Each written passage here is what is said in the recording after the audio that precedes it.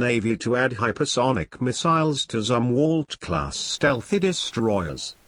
Legislators in the U.S. House of Representatives are looking to direct the U.S. Navy to start working on arming its Zumwalt-class stealthy destroyers with the new conventional prompt strike hypersonic missile within the next 6 months. As it stands now, the service only plans to integrate this weapon on its future Block 5 Virginia-class submarines and the 4 Ohio-class submarines configured as guided missile submarines, or SSGNs.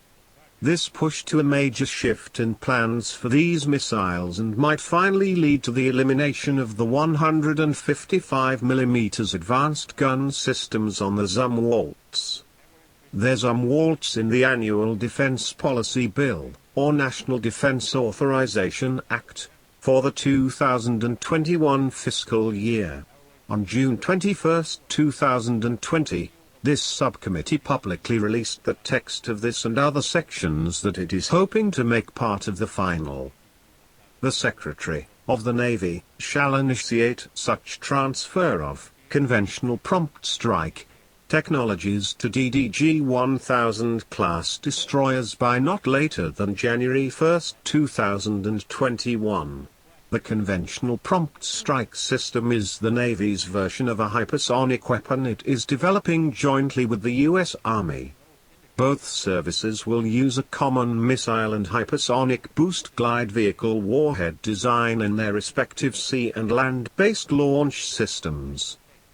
The newly proposed section in the fiscal year 2021, described as an integration effort, does not appear to be directing the Navy to simply study adding the conventional prompt strike missiles to the Zumwalts. It specifically amends an existing, more ambiguous provision in the 2020 fiscal year, which Congress passed and President Donald Trump signed into law in December 2019, that says the Secretary of the Navy shall ensure that the technologies developed for the conventional prompt global strike weapon system are transferable to a surface-launched platform. Not later than 120 days after the date of the enactment of this Act, the Secretary of the Navy shall submit to the Congressional Defense Committees a report on the programmatic changes required to integrate the conventional prompt global strike weapon system into current or future surface combatant ships. Based on that time frame, the House and Senate Armed Services Committee should have received that report on what the available options were, such as adding conventional prompt strike capability to the Zumwalts, by the end of April. Their Zumwalts, despite the repeated watering down of their capabilities and the continued addition of external systems that negatively impact their reduced radar signature, are arguably the most advanced and survivable surface combatants the Navy has in service today. At present, the service has commissioned 2 of these ships, the USS Zumwalt and the USS Michael Monsoor, and a third example, the future Lyndon B. Johnson, is in the final stages of construction. The Navy had originally planned to buy 32 Zumwalts, but that total was successively scaled back to just these 3 hulls.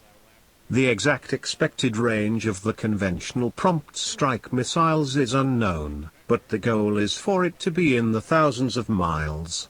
As such, their Zumwalts armed with these weapons would be able to use their stealth characteristics to have the best chance of getting close enough to launch the weapons at time-sensitive or critical targets in a contested environment during a major crisis or contingency.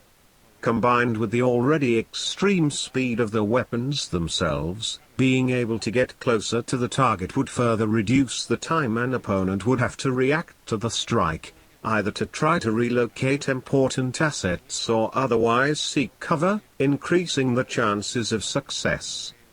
Adding the conventional prompt strike missiles to Zumwalts could provide a fast path toward making the weapons operational, as well. The Navy's current plan is to reach initial operational capability with these weapons in the 2028 fiscal year on the Block V Virginia-class submarine. After that, The service would integrate them with the Ohio-class SSGNs, and it could add them to the arsenal of a future large payload submarine, as well.